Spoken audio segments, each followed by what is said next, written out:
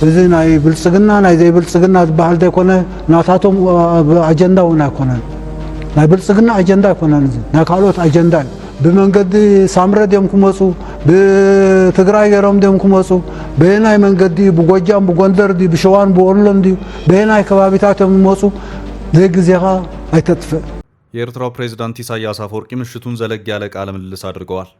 ከሀገሪቱ ብሔራዊ ቴሌቪዥን ጋር የተደረገ ቆይታ ነው። በመግቢያችን የተከታተላችሁትም ከዚሁ ጋር የተያያዘውን ነው ይዘነዋል።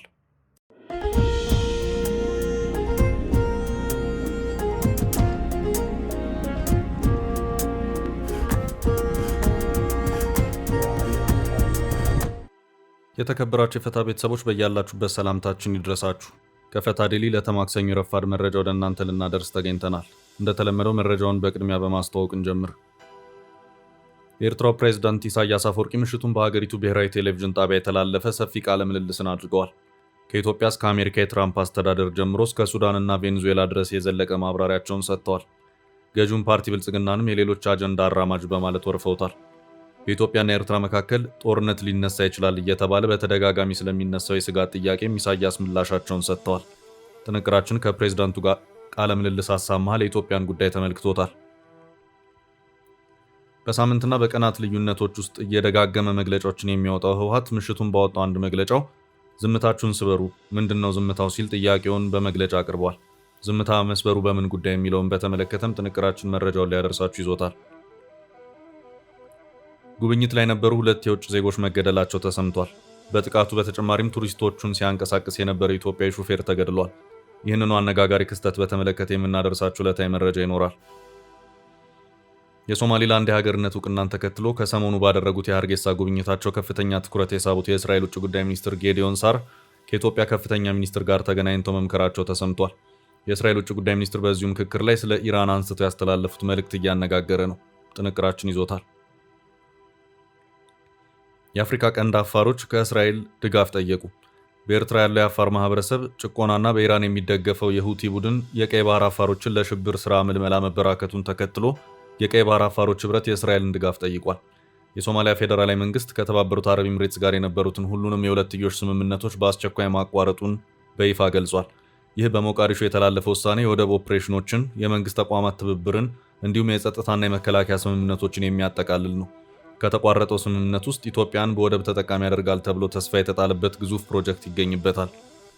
ሙሉ መረጃውን ከጥንቅራችን ይሰማሉ። እስከ ፍጻሜው አብራችሁን ቆዩ። የምንለቃቸው ዕለታዊ ትኩስ ዜናዎች እንዲደርሷችሁ ላይክ፣ ሼር፣ ሰብስክራይብ ማድረግ እንዳትረሱ። መሃል ፒያሳ ላይ እጅግ ድንቅ አፓርትመንት ለሽያጭ ቀረበ።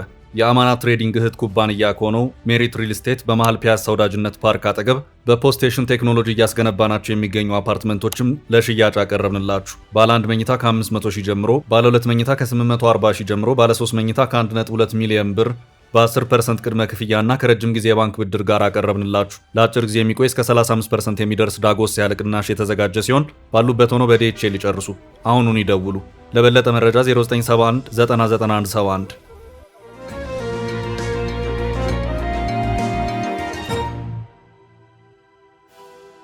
የብልጽግና ደግሞ ይለያል። ኢሳያስ የኤርትራው ፕሬዝዳንት ኢሳያስ አፈወርቂ ምሽቱን በሀገሪቱ ብሔራዊ ቴሌቪዥን ጣቢያ የተላለፈ ሰፊ ቃለ ምልልስን አድርገዋል። የቀደሙት ፕሬዝዳንቱን የሚጠይቁ ጋዜጠኞች ዛሬም በቦታው ተገኝተው በኤርትራው ብቸኛው ብሔራዊ ቴሌቪዥን ኤሪቲቪ በኩል የተላለፈውን የኢሳያስን ቃለ ምልልስ አካሂደዋል።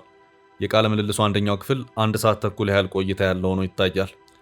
ኢሳያስ ያው በተለመደው አኳኋን የሚመሯትን ሀገር የኤርትራን ጉዳይ በመተው በቀጥታ በዓለም አቀፍ ጉዳዮችና ኢትዮጵያን ጨምሮ ባሉት ዓለም አቀፍ ጉዳዮች ላይ ትንታኔያቸውን የሰጡበት ሁኔታ ታይቷል።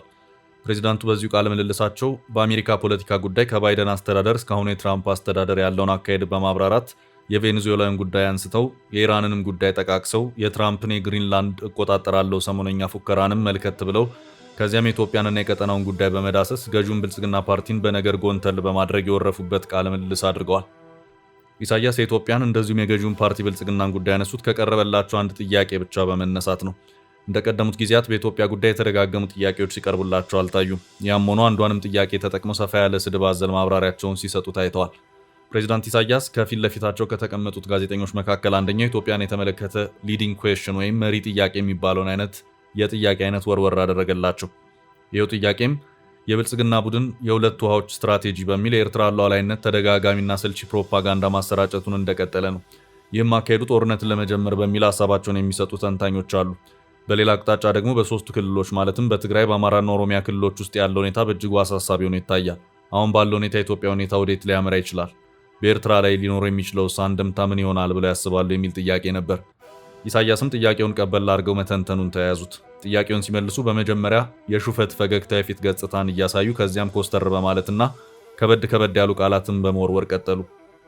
ማብራሪያቸውንም በመቀጠል በየቀኑ የቀይ ባህር በርና የቀይ ባህር መስኮት እየተባለ የሚወራው ጉዳይ አደናጋሪ ነው። ብዙ ወሬ ተስፋፍቶ ሲወራ ይሰማል። ድሮን እየመጣ ነው ሲባልም ይሰማል። መሳሪያውንስ እያመጣ ያለው ማን ነው? ገንዘቡስ የሚገኘው ከየት ነው ብሎም መጠየቁ አስፈላጊ ነው ካሉ በኋላ ቀጠል አድርጎም የገንዘቡ ጉዳይ ከተነሳ ምንጩ ይታወቃል። የገንዘቡ ምንጭ በዚህ ጉዳይ ምክር እየሰጡ ካሉት አካላት መሆኑ ግልጽ ነው። ከዚህ አንጻርም ይሄ ጨዋታ የብልጽግና ጨዋታ አይደለም። ብልጽግና መጠቀሚያ ከመሆኑ ውጭ የራሱ አጀንዳ ያለው አይደለም። በኢትዮጵያ፣ በሱዳን፣ በሊቢያ፣ በቻድ የሚካሄዱት ነገሮች ለማንም የተሰወረ ሚስጥር አይደለም። አጀንዳው የሌላ ነው ሲሉም ኢሳያስ ገዢውን ፓርቲ ብልጽግናን በነገር ጎንተል ሲያደርጉም ተሰምተዋል። ኢሳያስ በዚሁ ቃለ ምልልሳቸው ተራ የሚመስሉ የስድብ ቃላትን ጭምር ተጠቅመው ገዢውን ፓርቲ ብልጽግና ሙልጭ አድርገው ሲሳደቡም ጭምር ተደምጠዋል። አንዳንዶቹ ለሚዲያ የማይመጥኑ ቃላትም ሆነው የሚታዩ ናቸው። ኢሳያስ በዚሁ የትላንት ቃለ ምልልሳቸው ከዚህም ከዚያም የሚለቃቀሙ ሰዎች በእኛ ላይ ጦርነት ይከፍታሉ ብለን መጨነቅ አለብን ወይ ሲሉም መጠይቃዊ ማብራሪያንም የሰጡበት ሁኔታ ታይቷል። ኢሳያስ በዚሁ ማብራሪያቸውም እኛ ጦርነትን በኮሌጅ አልተማርነውም፣ በተግባር እናውቀዋለን፣ እነሱም የሚመሰክሩት ጉዳይ ነው። እናም በሚነዛብን የጦርነት ፕሮፓጋንዳ የምንፈራበትና የምንሸበርበት ሁኔታ አይኖርም ሲሉም ማብራሪያቸውን ሰጥተዋል። ብልጽግና ይፎክር፣ ያው ግን ጦርነቱ ከተነሳ ያን ጊዜ የምናየው ይሆናል ሲሉም ኢሳያስ በዚሁ ቃለ ምልልሳቸው ሲናገሩ ተደምጠዋል። የተቀነባበሩ ድራማዊ ፕሮፓጋንዳዎችን መስማትን ትቶ ስራ ላይ ማተኮሩ ይሻላልን በማለት ብልጽግና ለጦርነት እየተዘጋጀ ነው በሚል የተነሳላቸውን ጥያቄ ያጣጣሉበት ሁኔታ ታይቷል። የታወጀው ጦርነት የሚገርምና ሰምቼው የማላውቀው ነው ያሉት ኢሳያስ ያለፉት የኢትዮጵያ መሪዎች ኤርትራ ላይ ጦርነቶችን ሲያውጁ ነበር፣ የብልጽግና ግን ይለያል ሲሉም ተናግረዋል። የውሃ ጦርነት ይባላል። ማንም በተመለከተ የሚታወጅ ጦርነት ነው። የፕሪቶሪያው ስምምነት ተፈረመ፣ ሰላምም ወረደ ከተባለ በኋላ እኮ በኢትዮጵያ መጨረሻ የሌለው ጦርነት ታውጇል። ይህም ጦርነት በትግራይ፣ በአማራ፣ በአፋርም በኦሮሚያም የታየ ነው። ኢሳያስ እንደተለመደው የሚመሯትን ኤርትራን ጉዳይ በዚሁ ቃለ ምልልሳቸው ብዙም ትኩረት ሳይሰጧት ቀርተዋል። የኤርትራን ጉዳይ የተመለከቱት ከሌሎች ሀገራት ጋር በማያያዝ በውጭ ግንኙነቱ ዘርፍ ብቻ ሆኖ ታይቷል። እዚ ናይ ብልጽግና ናይ ዘይብልጽግና ዝበሃል ዘይኮነ ናታቶም አጀንዳ እውን ኣይኮነን። ናይ ብልጽግና አጀንዳ ኣይኮነን። እዚ ናይ ካልኦት አጀንዳ እዩ። ብመንገዲ ሳምረ ድዮም ክመፁ፣ ብትግራይ ገይሮም ድዮም ክመፁ፣ በየናይ መንገዲ ብጎጃም ብጎንደር ድዩ ብሸዋን ብወሎን ድዩ በየናይ ከባቢታት እዮም ዝመፁ ዘይግዜኻ ኣይተጥፍእ።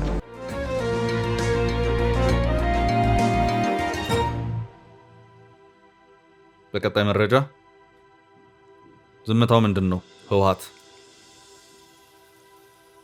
ህወሓት ዝምታችሁን ስበሩ ምንድን ነው ዝምታው ሲል ጥያቄውን በመግለጫ አቅርቧል።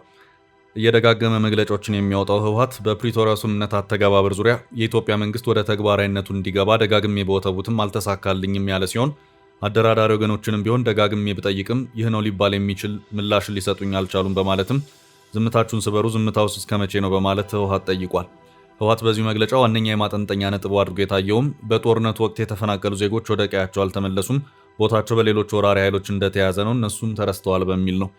በትግራይ ላይ በታወጀው ግልጽ የዘር ማጥፋት ወራሪው አካል ከህዝባችን የተረፉት ንብረታቸውና ከብቶቻቸውን ዘርፏል፣ ዜጎችም ከቤታቸው ተፈናቅለዋል፣ እንዲሁም ለከባድ ማህበራዊ ቀውስ ተጋልጠዋል ያለው ህወሓት በምዕራብና በጸለምት ዞኖች በግዳጅ የተፈናቀሉ ሰዎች ለ5 ዓመታት በረሃብና በበሽታ እየሞቱ ነው ሲልም አስታውቋል።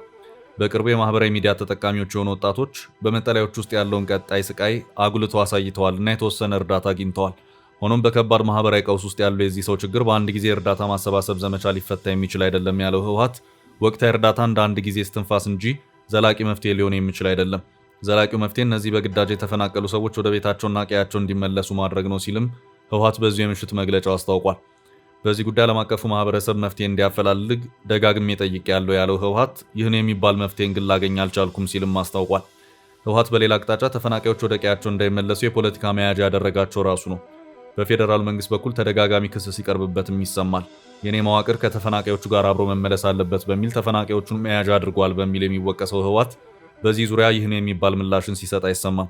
ይህ ወቀሳና ክስ የሚሰማው በፌዴራል መንግስት ብቻ ሳይሆን በራሱ በቀድሞ የህወሓት አመራሮችና የጊዜያዊ አስተዳደሩ አመራሮች በነበሩ ሰዎች ጭምር ነው።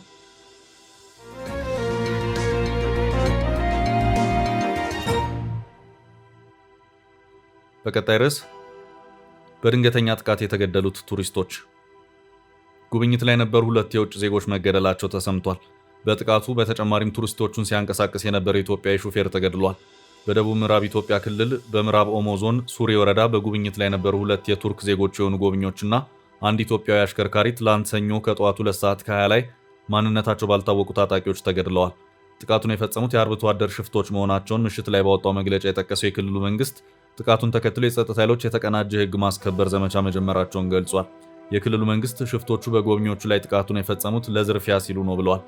የደቡብ ምዕራብ ኢትዮጵያ ህዝቦች ክልላዊ መንግስት በምዕራብ ኦሞ ዞን ሱሪ ወረዳ በጉብኝት ላይ በነበሩ ንጹሃን ላይ ጥቃት በፈጸሙ የአርብቶ አደር ሽፍቶች ላይ የተቀናጀ የህግ ማስከበር ዘመቻ መጀመሩን በገለጸበት መግለጫው ትላንት ጥር 4 ቀን 2018 ዓ.ም ከጠዋቱ 2 ሰዓት ከ20 ደቂቃ ላይ በሱሪ ወረዳ ጉብኝት በማድረግ ላይ በነበሩ ወገኖች ላይ ማንነታቸው ባልታወቁ ሽፍቶች ጥቃት ደርሷል ሲል አመልክቷል።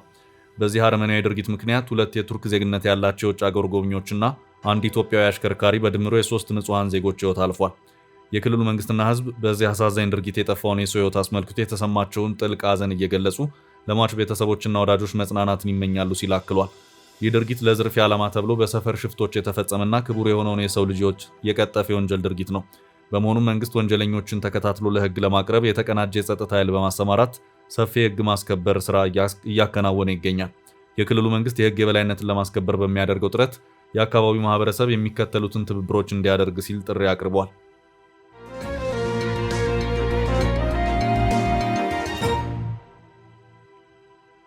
በቀጣይ መረጃ እስራኤል በኢራን ጉዳይ ለኢትዮጵያ ክስ አሰማች።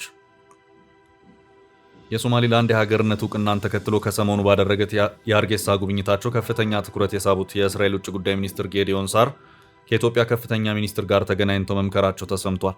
የእስራኤል የውጭ ጉዳይ ሚኒስትር በዚሁ ምክክር ላይ ስለ ኢራን አንስተው ያስተላለፉት መልእክት እያነጋገረ ነው። የእስራኤል የውጭ ጉዳይ ሚኒስትር ጌዲዮን ሳር ከኢትዮጵያ ውጭ ጉዳይ ሚኒስትር ዴታ ጋር አደረግኩት ባሉት ወሳኝ የሁለትዮሽ ውይይት ቴልአቪቭ ኢትዮጵያን እንደ ረጅም ጊዜ ስትራቴጂያዊ አጋር እንደምትመለከትና ግንኙነቱን ወደ ላቀ ደረጃ ለማሸጋገር እንደምትሰራ አስታውቀዋል። ሚኒስትሩ በትዊተር ኤክስ ገጻቸው ላይ እንደገለጹት ከውጭ ጉዳይ ሚኒስትር ዴታው ጋር በነበራቸው ቆይታ በሁለቱ ሀገራት መካከል ስላለው የቆየ ወዳጅነትና በቀጠናው ስላሉ የጋራ ፈተናዎች በስፋት መክረዋል። ጌዲዮን ሳር መድረኩን በመጠቀም በኢራን መንግስት ላይ የሰነዘሩት ጠንካራ ክስ ልዩ ትኩረት ስቧል። ሚኒስትሩ የኢራን መንግስት ለነጻነታቸው የሚታገሉና የተቃውሞ ሰልፍ የወጡ የገዛ ዜጎቹ ላይ ኢሰብአዊ ግፍ እየፈጸመ ነው ሲሉ ተናግረዋል። ይህ ንግግር ኢራን በአካባቢው ያላትን እንቅስቃሴ ለመገደብ እስራኤል የኢትዮጵያን ትብብር እንደምትሻ የጠቆመ ሆኗል። እስራኤል በኢራን እየተካሄደ ያለውን ህዝባዊ ተቃውሞ እንደምትደግፍና የአያቶላህ አገዛዝን እንደምታወግዝ ለኢትዮጵያ ባለስልጣናት ማረጋገጧ አዲስ አበባ በጂኦፖለቲካዊ አሰላለፏ ከማን ጋር መቆም እንዳለባት የሚጠቁም መሆኑን ነው የተመላከተው። እስራኤል ኢትዮጵያን እንደ ስትራቴጂያዊ አጋር መመልከቷ አዲስ ባይሆንም አሁን ባለው የቀጠናው አለመረጋጋት ወቅት ይህን አቋም ማጠናከሯ ወሳኝ ነው። ኢትዮጵያ በአፍሪካ ቀንድ ያላት ጂኦፖለቲካዊ ቁልፍ ሚናና በቀይ ባህር ደህንነት ላይ ያላት ተዘዋዋሪ ተጽዕኖ ለእስራኤል የብሔራዊ ደህንነት ጉዳይ ነው። ጌዲዮን ሳር የረጅም ጊዜውን የእስራኤልና የኢትዮጵያ ወዳጅነት እያጠናከርን ነው ማለታቸው በቴክኖሎጂ በግብርናና በደህንነት ዘርፍ የነበረው ትብብር አሁን ካለው ቀጠና የፖለቲካ ትኩሳት አንጻር ወደ ወታደራዊና መረጃ ልውውጥ ሊያድግ እንደሚችል የጠቆመ ነው።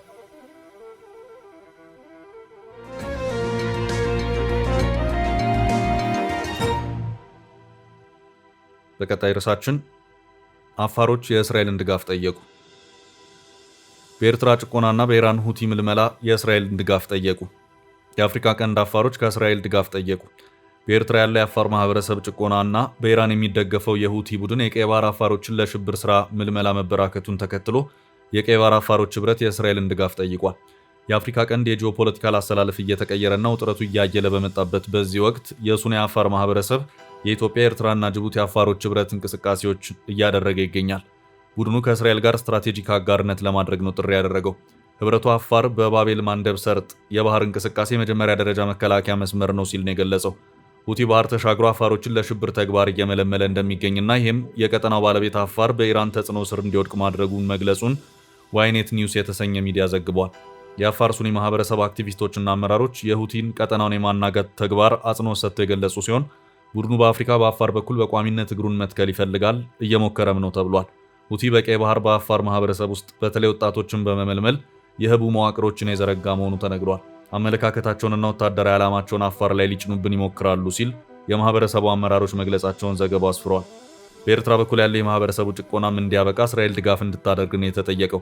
የማህበረሰቡ አመራሮች ጅቡቲ ላይ ሆነው ነው ይህንን መልእክት የሰደዱት። እስራኤል የወታደራዊ አቅም ያላት ሀገር ብቻ ሳትሆን በገለልተኛ አጋር ቀይ ባህርን ከሁቲና ኢራን ተጽዕኖ ነፃ ለማውጣት ቴልአቪቭ አጋር ትሁነን ያሉት የአፋር ሱኒ ማህበረሰብ አመራሮች ይህን ያሉት እስራኤል ከሶማሊላንድ ጋር ያደረገችውን ስምምነት ተከትሎ ነው። እስራኤል ከአፋር ጋር መስራቷ ብዙ ጥቅም ያስገኝላታል ያሉ ሲሆን ከደህንነት መረጃ እስከ የነፃ የደህንነት ቀጠና ለመመስረት አፋር ቁልፍ ነው ብለዋል። ጥያቄው ግን እስራኤልን የዲፕሎማሲ ግርታ ውስጥ የሚከታት ነው ተብሏል። ከአፋር ጋር መስራቱ ጥቅሙ በግልጽ ቢሆንም የቀጠናውን ሀገራቱን ተሻግራ ከአንድ ማህበረሰብ ጋር የስትራቴጂክ አጋርነት ስምምነት መፈጸም የዲፕሎማሲ ችግር ውስጥ የሚከታት ነው ተብሏል።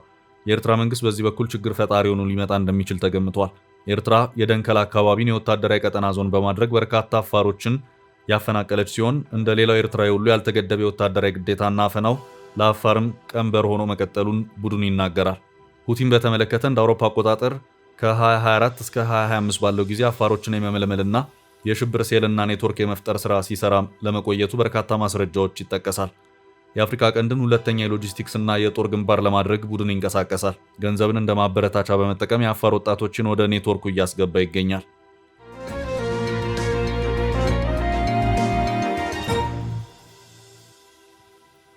በቀጣይ ርዕስ ኢትዮጵያን የሚነካው የሶማሊያ ከባድ እርምጃ።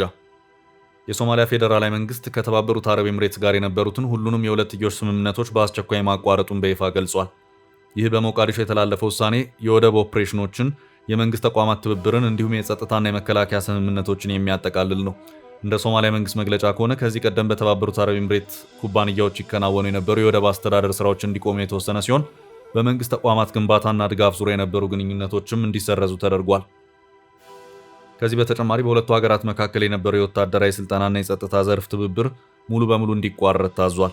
ይህ የሶማሊያ መንግስት እርምጃ በሁለቱ ሀገራት መካከል ያለውን ዲፕሎማሲያዊ ውጥረት በከፍተኛ ሁኔታ በጨመረበት ወቅት የመጣ ሲሆን ውሳኔው የሀገሪቱን ሉዓላዊነትና ብሔራዊ ደህንነት ለማስከበር ታስቦ የተላለፈ መሆኑ ተመልክቷል። ከበርበራ ከቦሳሶና ከኪስማዮ ወደቦች ጋር የሚገናኙ ስምምነቶች እንዲሁም ከሶማሊያ ፌዴራልና ክልላዊ ተቋማት ጋር የተደረጉ ስምምነቶች ተሰርዘዋል።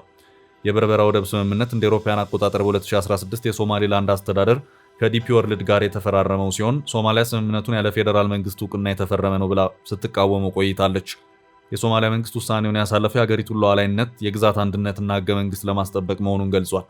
የሶማሊያን መንግስት የሀገሪቱን ነጻነት፣ ብሔራዊ አንድነትና ፖለቲካዊ ሉዓላዊነት የሚገዳደር ድርጊት ስለመፈጸሙ ማስረጃ በማግኘት የወሰደው እርምጃ መሆኑንም አስታውቋል። መሰል ድርጊቶች ዓለም አቀፍ መርህንና ሉዓላዊነትን እንደሚጥሱ እንዲሁም የተባበሩት መንግስታት፣ የአፍሪካ ህብረት፣ የኢስላሚክ ትብብር ተቋምና አረብ ሊግ ያረቀቋቸው ጣልቃ ላለመግባት የተደረሱ ስምምነቶችን እንደሚጣረሱ የሶማሊያ መንግስት ገልጿል።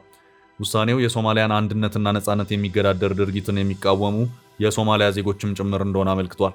የሶማሊያ ውጭ ጉዳይ ሚኒስትር ውሳኔውን ለተባበሩት አረብ ኤምሬቶች፣ ለአፍሪካ ህብረት እንዲሁም ለመንግስታቱ ድርጅት የሚያሳውቅ መሆኑን ገልጿል። እስካሁን የተባበሩት አረብ ኤምሬትስ በጉዳዩ ላይ የሰጠችው ይፋ ምላሽ የለም። በሶማሊያ መንግስት የተቋረጠ የበርበራ ዲፒ ፕሮጀክት ላይ ኢትዮጵያ ድርሻ እንዳላት ይታወቃል።